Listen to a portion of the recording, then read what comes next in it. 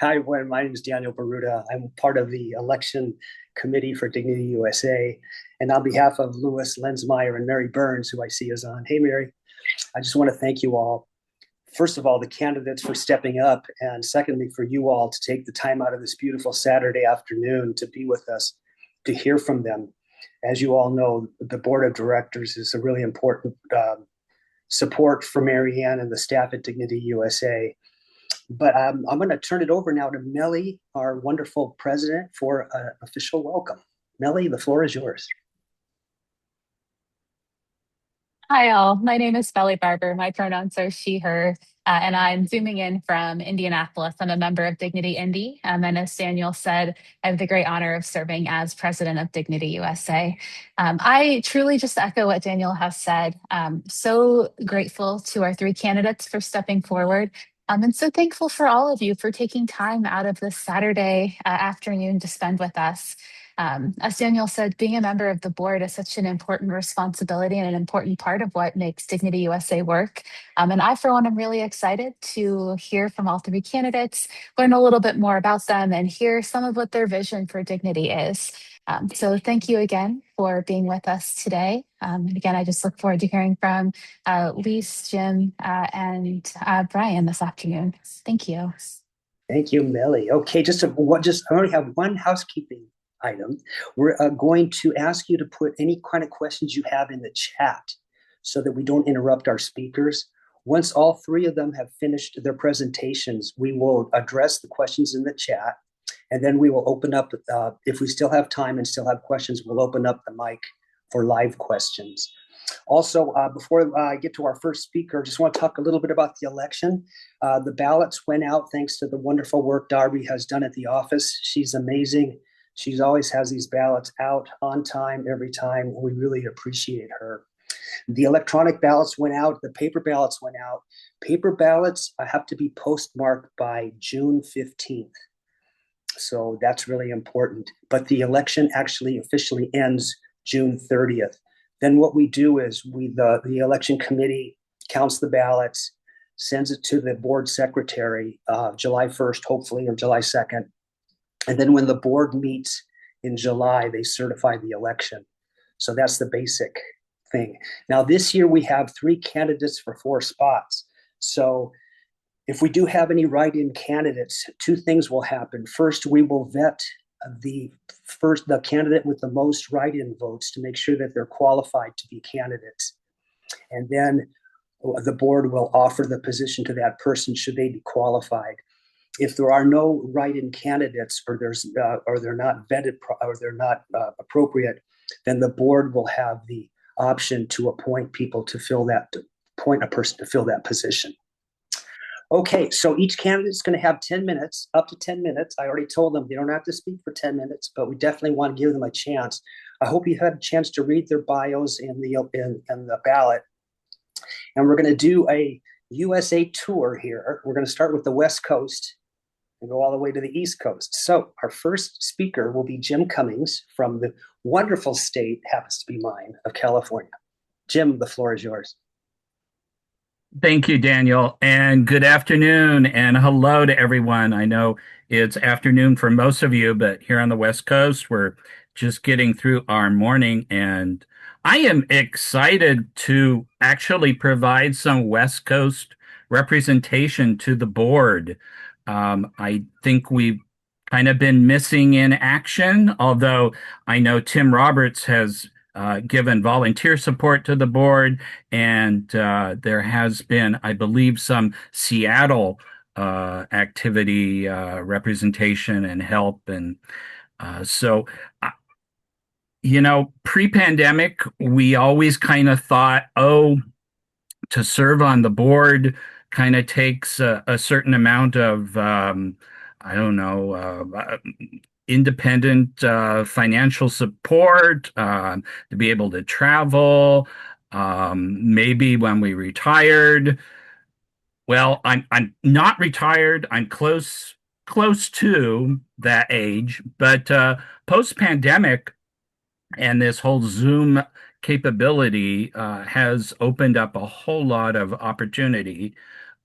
So I'm very happy to step forward, very honored to be asked to um, be a candidate for the board. Now, I have been involved with Dignity for over 20 years. Um, in my local chapter, it is the little engine that is Dignity San Fernando Valley. Although we are very much in collaboration with our sister chapter of Dignity Los Angeles. And I have also served deaconing with Dignity, the former Dignity Palm Springs. So I have had three different chapter activities. And of late, I have been trying to participate in the Aging with Dignity caucus to get to uh, be in touch with that part of our dignity population as well. I have attended several different conferences. And as my bio says, I attended and participated and was trained in the Leadership Academy, specifically at the San Diego conference a couple years ago. And the whole purpose of that training, well, a big purpose of it was certainly to prepare and kind of hopefully train for national level leadership. And so I am trying to build on that training. Just a little bit more about myself personally. Um, I lived with my partner, Tony.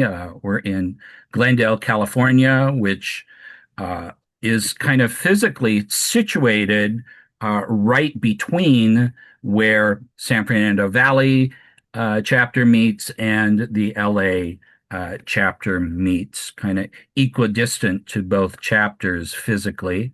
Um, and Tony, my partner, is a middle school show choir teacher.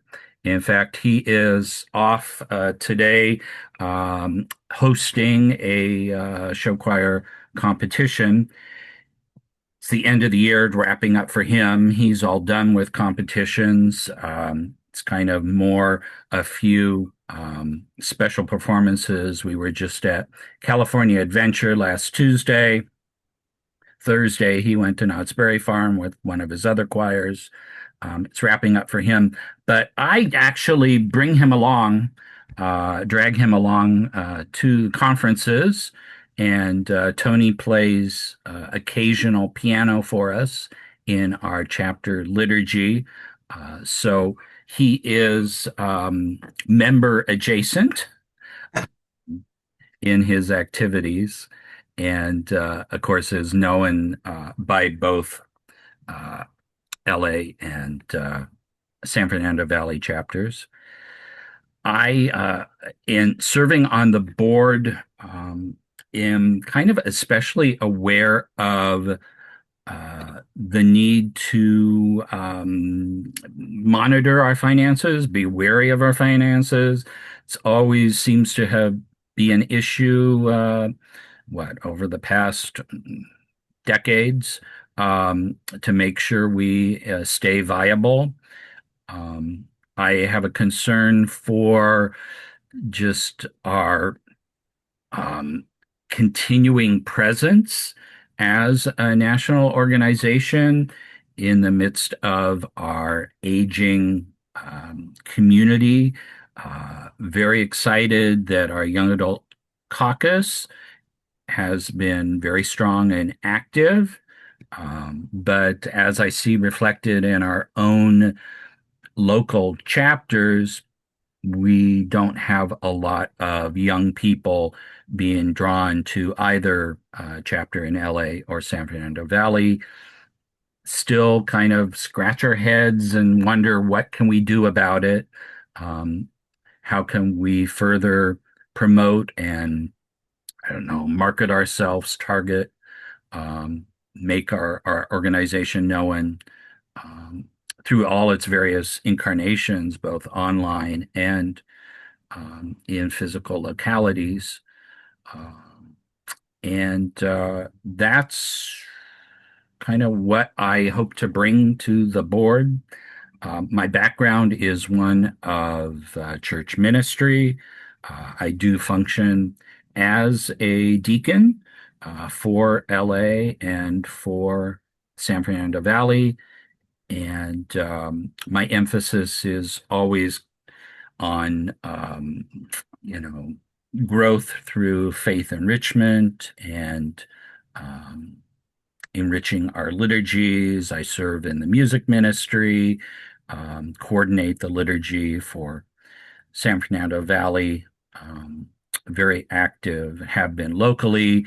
Um, and that's kind of been certainly my emphasis for the past several years. Thank you, Jim. Oh man, just speaking about all those places in Southern California makes me nostalgic. Okay, well, let's move across the country to Lise Regula. Lise, the floor is yours. Thanks, Danielle. So my name is Lise Regula. I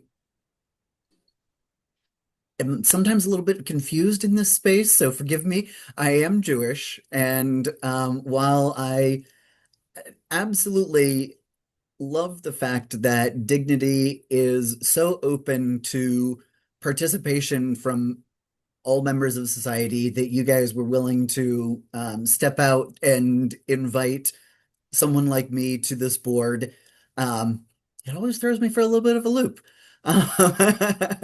I've been involved with Dignity Dayton to help put on a couple of events around our Journey to Understanding as the official title since, I believe, 2022 or 2023, one of the two. My apologies. And have really gotten to know and appreciate the members at Dignity Dayton for how much they care for community. While I was working at the University of Dayton, I got it connected with Dignity Dayton, and that really was my first introduction to dignity in general. And I've been incredibly impressed with the compassion, skill, leadership that I've seen from the folks at Dignity Dayton, as well as the interactions that I've had in the past few months with Daniel and others. And that's kind of what led me to say yes when I was asked, hey, would you mind if we nominated you for this? My background is in biology. I taught at University of Dayton as well as Otterbein University most recently. And at University of Dayton, they are a Marianist Catholic university, and that was one of the things that I appreciated about that setting. Being Marianist Catholic institution, they very much put forward social justice and community as some of their more important principles alongside education, etc., all the things that you typically associate with a university. And, you know, even though I don't share the same Catholic faith tradition, my grandmother on my mom's side was a Marianist Catholic, ironically, and my mom was raised in Catholic churches and schools up until eighth grade. Schools until eighth grade, churches she continued into adulthood. When my sister and I were young, she considered herself a recovering Catholic, and we were associated with United Church of Christ instead. So I've had a experience of a few different faith traditions at this point. And just I really do appreciate the fact that Catholicism has such a long and storied history, not just in the US, but prior to. And, you know, that to me, that says a lot. If an institution can stick around for as long as the Catholic Church has, then there has to be some value in it. And the people that I've met in Dignity definitely show me that value every time I get a chance to talk to them. At the same time, no institution is perfect. It's made up of people and we have flaws.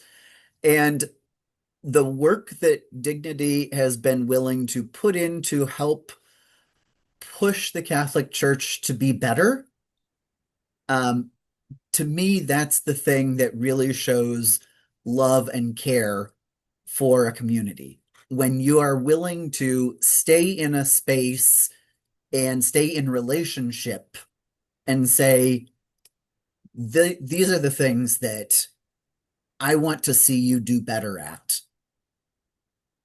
That's what creates a stable, loving foundation. So that's kudos to you guys for that work. I know it's not always easy to try and change an institution from the inside, as it were.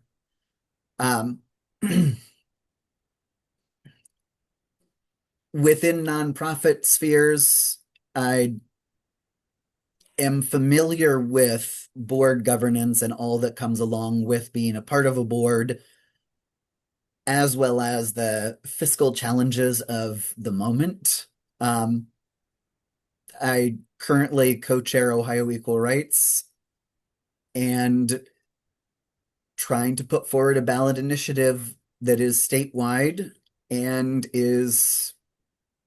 was split into two, so twice the work of most of these ballot initiatives, is not a small task, and it takes resources, not just the money side of fundraising, but the relationship building, so that, yes, that institution and that the relationships contained within that institution can keep going.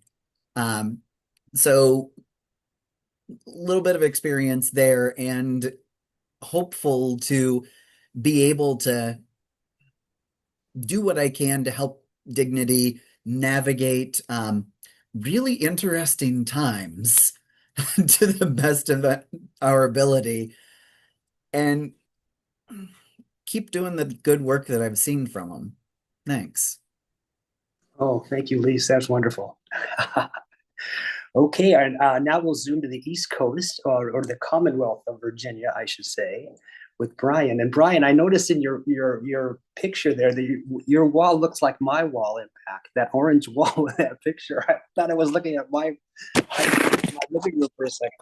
Anyway, the floor is yours, Brian.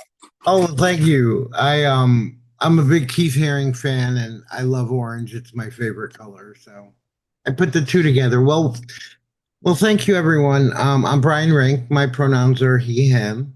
And wow, I just have to take a second to just say thank you. Thank you for allowing me this time to talk to you. Thank you for all the work you've done in the past and will continue to do. I'm a cradle Catholic, which means I've been quite, bounced around, bruised, and abused. And I've spent my life either in or very adjacent to the church. However, most recently, as I've hit the older years, I've really come back to the church and accepted it for what it is, a broken human institution full of people trying to do the best they can with what they have. And I've decided my job is to, be the shining light and to bloom where I'm planted.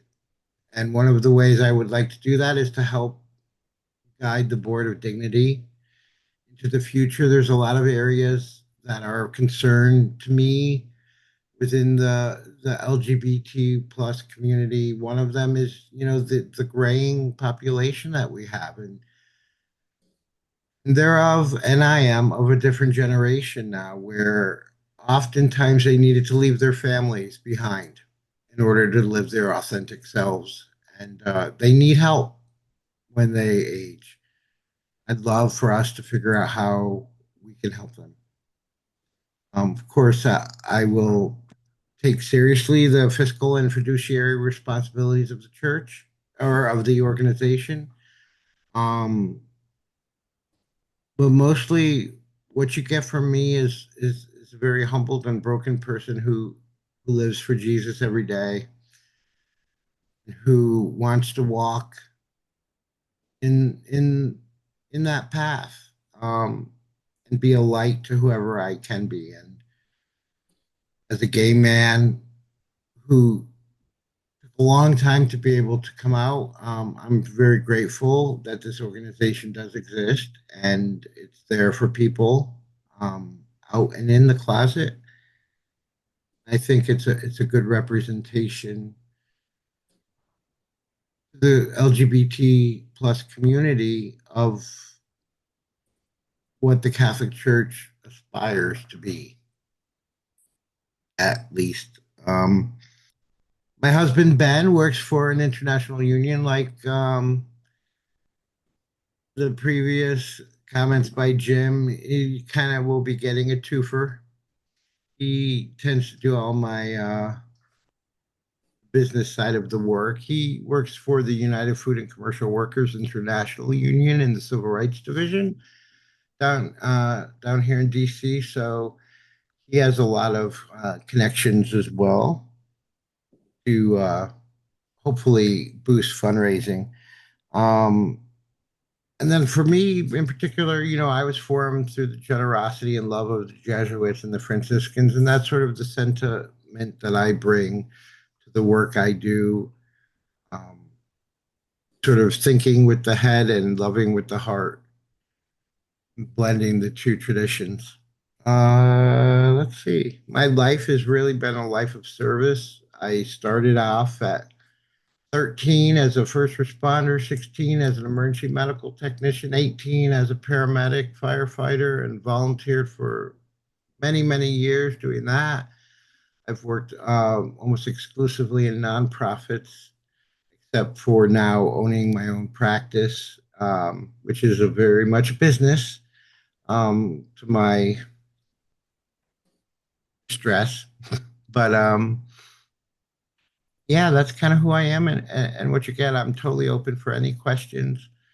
I just I want to, offer us all this time together, up to God as a gift that we just keep giving and giving. Thank you so much, Brian. All right. Well, you guys did a great job on keeping under 10 minutes. We have plenty of time. So Darby, I don't see the chat. Are there any questions in the chat? There are no questions at this time, but if anyone would like to put a question in the chat, you should be able to do so. Or can we, if they raise their hand, can we unmute them? We can do raise hands too. Yep. So if anybody raises their hand, I will pull you up and get you unmuted.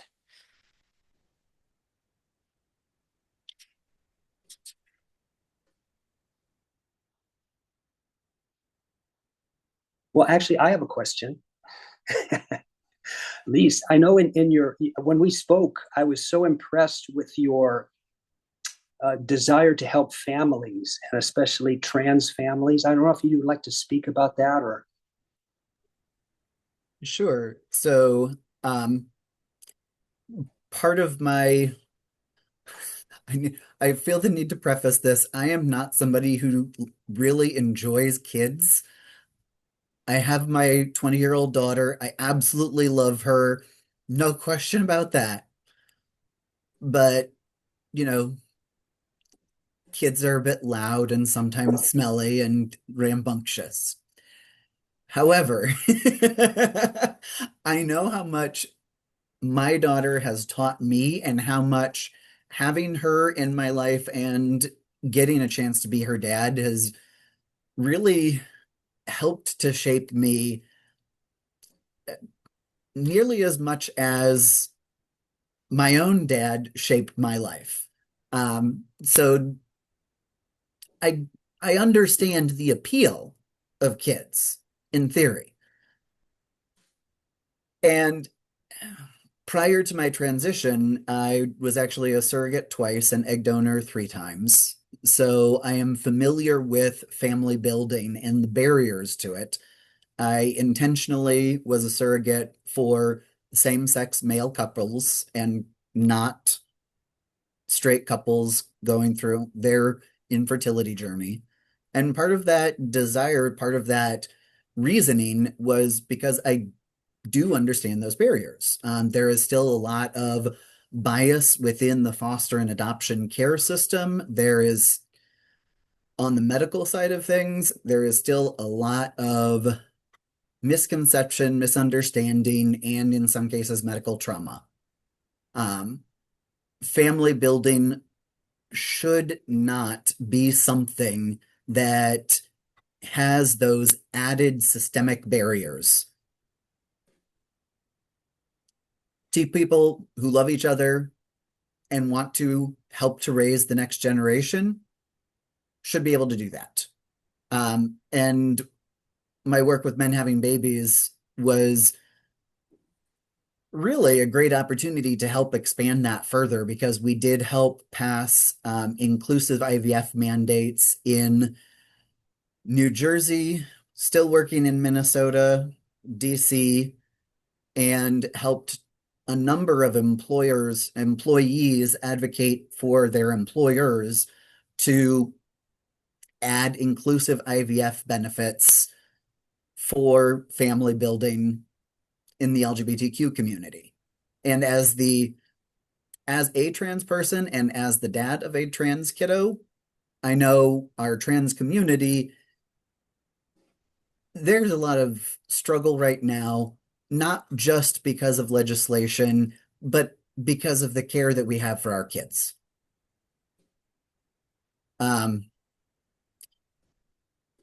It is really hard to see your child struggle, and you want to do what's best for them. And it's not always easy to figure out what is best right now. So on the parenting side, personally, that's where a lot of my head has been lately. Thank you so much. No, I was just really impressed you spoke, and I really wanted to highlight your concern. Thank you. Any other questions?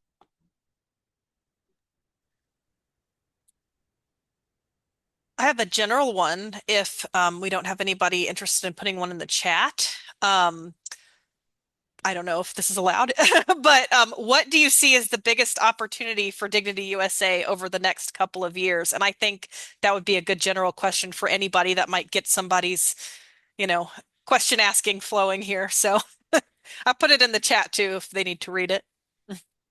Okay, Brian, I think I see your hand going up. Yeah, I think the biggest opportunity for us right now is Trump and the administration, right? To see the brutal treatment of people, of immigrants, of those who are, of different genders or sexual orientations or Black in particular. He seems to really hate Black women, who I personally think that God is a Black woman because I don't know how they go through life the way they do, so gently and lovingly and caringly when they're treated so horribly. But I think this is an opportunity to show what the possibilities are to people, to the more external world, a different side of what they're seeing being tortured and abused. Thank you.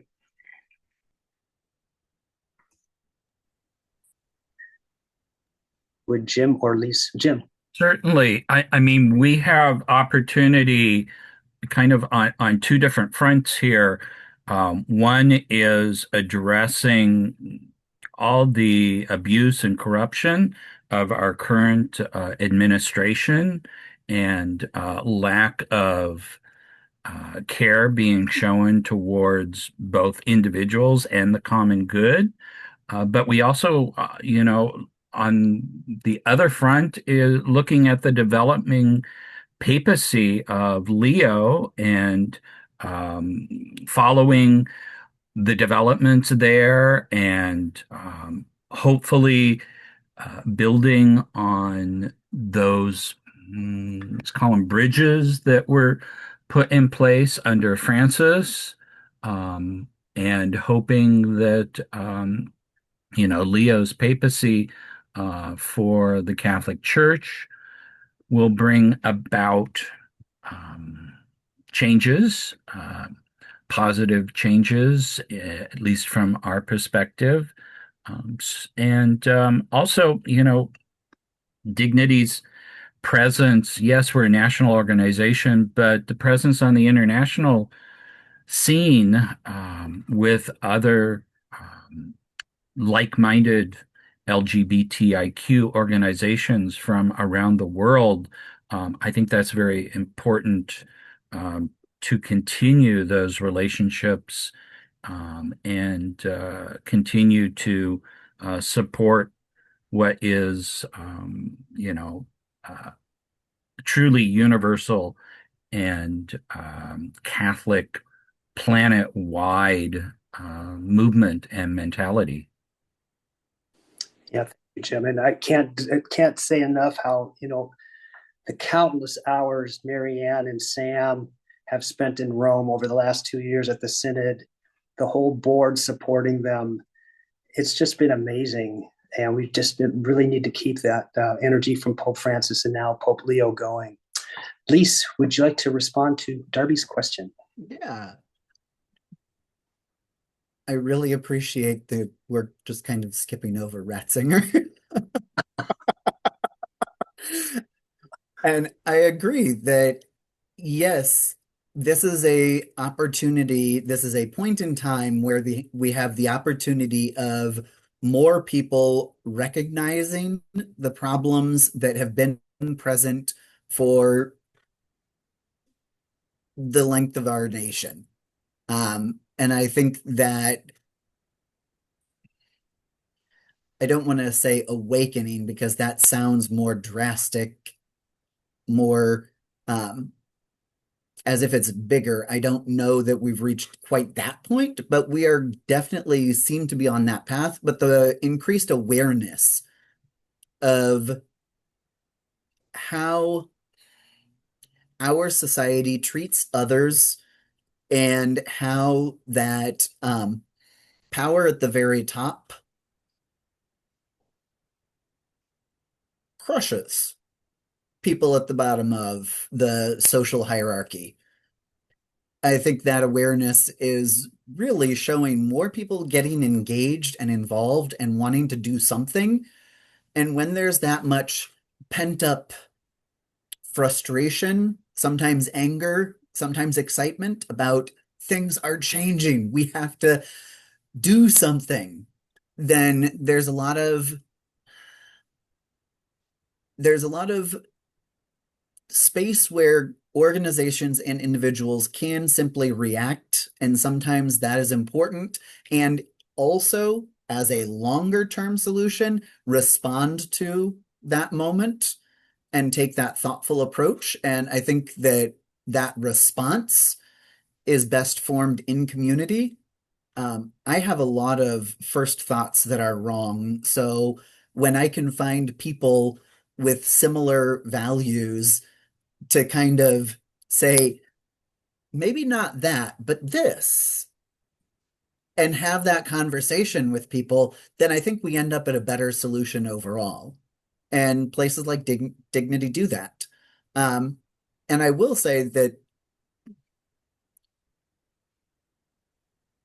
from my perspective, the opportunity for Dignity to, again, going off of the metaphor of bridges, build that bridge for some people back to a faith tradition or the Catholic faith tradition, or just finding a path to a higher power that works for them is a really good thing. I am involved in 12-step fellowships, and for me, that higher power and the ability to define what your higher power looks like, it's hard to pinpoint something that is more useful a coping mechanism in my day-to-day life. Knowing that there's something bigger than me, I don't have to know exactly what it is, and I can choose communities that are more aligned with my view of what that might be. That's a good thing, and that's something that we all need a little bit more of right now. Just get out of our self-centeredness and find community. Absolutely. And Bill, I know you put something in the chat. Darby. Yes, I can read that for you. So the question that is in the chat is, as has been mentioned, one of the challenges of the board is maintaining and increasing the financial position of the organization. How would you work to ensure that the organization can continue to support our mission? I'll answer that, but can I piggyback on what Liz said Sure. about this moment in time? They're right on. I think we've lived a lot in black and white, right? We've lived in really extreme places. And my experience in ministry and in the world of psychology and theology is the good stuff happens in the gray, right? And we need to start to accept people who are nuanced and have positions that are perhaps aligned with ours in one, but not the other, and we can't cancel them out, right? We have to work with what we're given. And I think a lot of that work is in the gray, and it's in the one-to-one relationships that you develop, and also the policy statements that a board puts out and the positions that it decides to take and the ministries it decides to engage in, right? Those all speak about the organization. Regarding the fiscal situation, I think the way you solve that is you grow membership. We need more members. We need people of all stripes, rich, poor, and in between. And we need to show them what the Ministry of Dignity is and what its purpose is, and they will fund it. It's really important that we grow and continue to be the type of organization that can replace itself readily. And that a lot, I think, has to do with just our voices and working in that gray space. Thank you, Brian. Jim. In answer to this question, I think there's follow-up work to be done after that survey of our membership, and just keeping track of or tracking down individuals. I just reflect on the results that I saw from my local chapter, and perhaps a bit of lack of engagement. How many did not actually answer the survey for whatever reason, but maybe I think part of it is a lack of engagement with the national organization on their part, not really feeling like they're seeing the bigger picture nationally. We are a very small chapter locally, so I could kind of see from just the little bit that did respond exactly who did not. And I also have seen issues just tracking the membership and the dues paid, and correspondence back and forth about, well, are actually active dues paying members, and how do we communicate back and forth when people aren't renewing their membership and contributing obviously it's not a big source of income, but it is income. And so just seeing that from, my one chapter perspective, I just wonder how much that is an issue for local chapters of trying to not only keep their membership active locally, but also have them think nationally and engage nationally as well.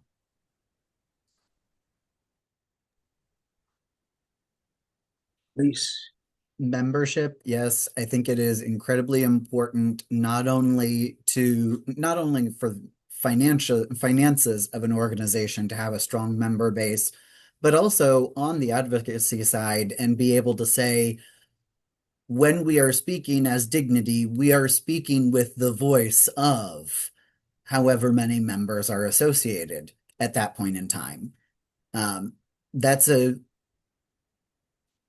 a simple way to kind of amplify and elevate what